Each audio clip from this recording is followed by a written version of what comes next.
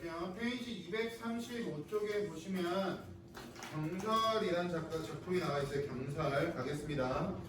경설이라고 하는 작품에서 이 경이라고 하는 글자는 무슨 뜻이냐면 거울입니다. 거울. 그래서 거울을 중심 소재로 해서 이야기를 전개하는 작품이 경설이라는 작품인데요. 여기서 또 하나 중요하게 봐야 되는 건 이 설이라는 글자입니다.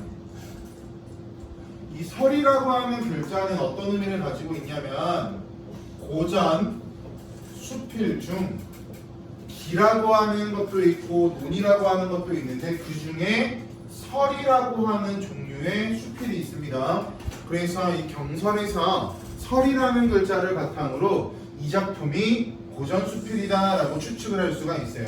대표적으로 이와 비슷한 느낌을 주는 작품은 뭐가 있냐면 우리가 좀 많이 배웠던 이욕설이라는 작품이 있습니다. 여기서 말하는 이욕설은요 집수리 경험과 관련된 이야기인데 뭐 행랑채 쇠칸중 북한이 고장난 지가 오래되어서 이런 얘기가 나와요. 그래서 결국 이욕설이라고 하는 것도 글쓴이가 직접 경험한 내용을 바탕으로 하는 고전 수필 중 설이라는 갈래다라고 알고 계시면 될 것 같고요. 수필을 여기서 정리하고 들어갈게요. 한 번에 그냥 고전이라고 하는 건 가보게요.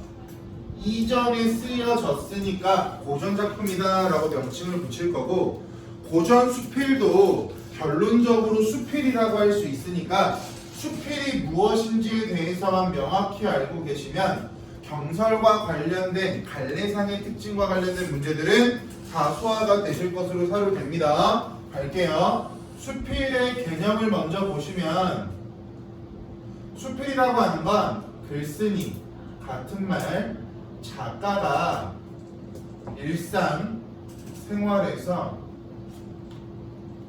직접 경험한 내용을 바탕으로 독자에게 교훈과 깨달음을 주기 위해 형식에 구애받지 않고 자유롭게 풀어쓴 줄글을 수필이라고 설명을 합니다. 수필을 처음 본 갈래도 아니고 수필을 자주 봤기 때문에 볼 때마다 FM대로 수필 개념 잡으신 다음에 수필과 관련된 성격들을 정리해 놓으시면 굉장히 편해요. 갈게요. 수필이라고 하는 거의 가장 큰 목적은 독자에게 교훈과 깨달음을 준다라고 하는 목적이 커요. 그래서 수필의 성격 부분에 어떤 것도 나오냐면 교훈적이다라고 하는 성격도 나오는 경우도 있고요. 교훈을 주기 위한 성질을 가지고 있으니까. 또 형식에 구애받지 않는다라고 하는 건 무슨 뜻이냐면 아예 형식이 존재하지 않는다가 아니라 다른 갈래에 비해서 형식적인 요소가 적다라고 하는 부분을 바탕으로 무형식성이라고도 하고요. 무형식성이라고도 하고요. 줄글이라고 하는 이 부분을 가지고 뭐라고 하냐면 산문성이라고 해요. 우리 소설을 문문이라고 하지 않고 줄글로 구성되어 있기 때문에 산문이라고 하는 특성을 떠올리시면 됩니다.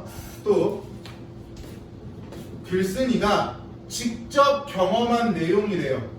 그럼 직접 경험한 내용이니까 당연히 사실성이 들어갈 거고요. 사실성이 들어갈 거고 지금 앉아 계신 여러분들이 동일한 경험을 가지고 있다고 하더라도 사람마다 표현하는 스타일이 다를 겁니다. 따라서 개성적일 거고요.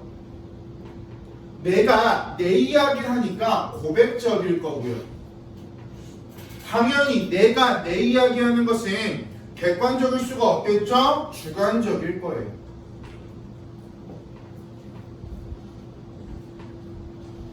마지막 한 가지만 할게요. 중학교 때는 처음 배웠던 용어일 텐데 낯선 용어 중에 하나가 뭐가 있냐면 보자.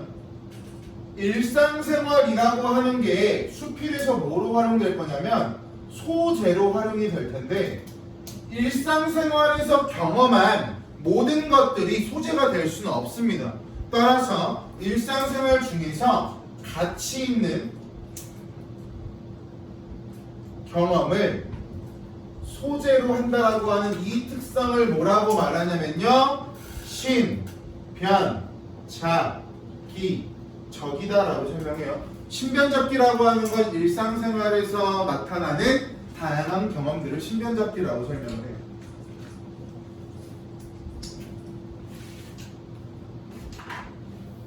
그리고 마지막 한 가지만 더 추가하면, 글쓴이가 직접 경험한 거라서 이 글쓴이가 바로 작품 속 나로 나올 거고, 글쓴이가 직접 서술자의 역할을 할 겁니다.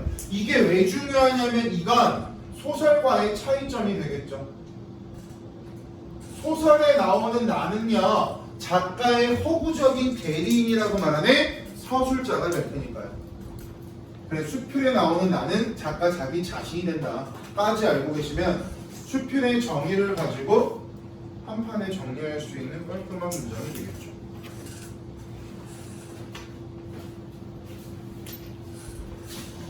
이번 수필의 유형만 볼까요?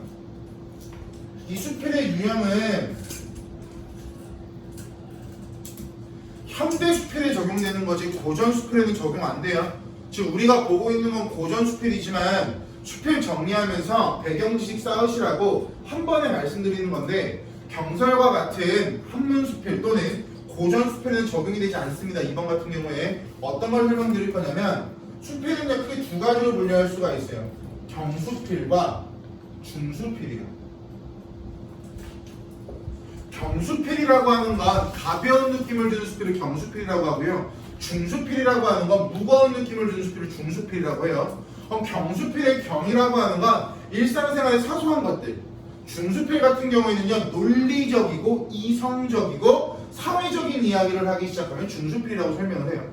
근데 지금은 고전 작품을 보고 있으니까 이렇게 유형이 나뉜다 정도까지만 알고 계시면 좋으실 것 같습니다. 되셨죠? 작품 소개해 갈게요. 이 작품은 사물의 외양이라고 하는 건 겉모습이죠. 겉모습을 비춰보는 도구인 거울에다가 여기는 상징적인 의미. 그러면 이 거울이라고 하는 소재가 가지고 있는 상징적인 의미가 굉장히 중요하겠네. 의미를 부여해 밑줄 사물과 삶의 본질적인 의미를 발견. 이게 바로 주제가 될 거예요. 그럼 이 부분과 관련된 세밀한 또는 세세한 주제를 파악하는 게 여러분들께서 하셔야 되는 역할이 되겠죠. 설이나 설은 설 동그라미 쳐보시면 밑줄 한문수필. 이제 설의 개념이 나와요. 밑줄 이치에 따라 사물을 해석하고 10이라고 하는 두 글자의 뜻은요, 옳고 그름입니다. 10이라고 하는 두 글자의 뜻은요, 옳고 그름. 맞고 틀리고가 되겠죠. 간단하게 본다면 10일을 밝히면서 자기의 의견을 말하는 형식 밑줄, 이게 바로 설이라고 하는 갈래와 관련된 세부 정의라고 보시면 돼요. 그래서 우리는 수필과 관련된 개념을 크게 정리했고, 교과서에는 설과 관련된 세부 개념이 정리되어 있으니까 수필 개념도 알고 있어야 되고 설의 세부 개념도 알고 계셔야 돼요. 서술형 문제로 나왔을 때 뭐 설이 어떤 관련이 쓰세요라고 말한다면 이 내용을 적으시면 안 되고요, 방금 봤던 내용을 적으셔야 맞습니다. 그래서 수필 정의 하나, 설 정의 하나 따로따로 구분해서 알고 계셔야 됩니다. 해당하는 것으로 말하는 형식 가진다. 고려시대 메모치세요. 이 작품 고려시대 때 쓰여진 작품이네요. 눈으로 볼게. 한문학을 대표하는 이규보의 경서를 통해 당대 한문학 및 수필문학의 특징을 이해하고 시대 상황과 이에 대한 작가의 인식을 살펴볼 수 있다. 작품 개관 가겠습니다. 고전 수필, 한문 수필, 설. 성격 교훈적이라고 나오죠. 왜? 수필은 독자들에게 교훈과 깨달음을 주기 위한 목적이 있으니까. 철학적인, 관조적이래요. 관조는 무언가를 바라보는 관점을 관조라고 하죠. 주제 밑줄 사물에 결점을 토용하는 동그라미 유연한 태도. 여기서 말하는 결점이라고 하는 건 우리가 알고 있는 쉬운 말로 바꿔보시면요. 단점이요. 단점 또는 뭐 문제점 또는 부족한 점 이런 것들을 결점이라고 한다고 보시면 됩니다. 구성이 독특해요. 구성은 별표시 박으셔야 됩니다. 이거 정확히 알고 있어야 되는데 거사의 행동이라고 나오죠. 거사 동그라미 별 5개. 여기서는 이 거사라고 하는 인물이 중요해요. 왜 중요한지 말씀드릴게요. 아까 제가 도입부에 뭐라고 했냐면 수필은 작품 속에 등장하는 나는 작가 자신이야 라고 제가 설명드렸죠. 맞아요? 이게 소설과의 가장 큰 차이점이야 라고 말씀드렸는데 지금 우리가 보게 될 경설에서는요. 제가 도입부에 말씀드렸던 이 부분이 적용이 안 됩니다. 이게 무슨 말이냐면 특징 부분의 3번 보세요. 특징 부분 3번 먼저 볼게. 거사라고 하는 밑줄 허구적 대리인. 여기 나와 있는 거사는요 작가 자기 자신이 아니라 허구적 대리인이랍니다. 수필의 내용을 그대로 적용할 수는 없겠죠. 제가 말씀드린 건 수필의 전반적인 부분이고 경설에는 저 개념이 적용될 수 없다고 주의하세요. 작가 자기 자신이라고 하면 틀린 문장이 되버려요.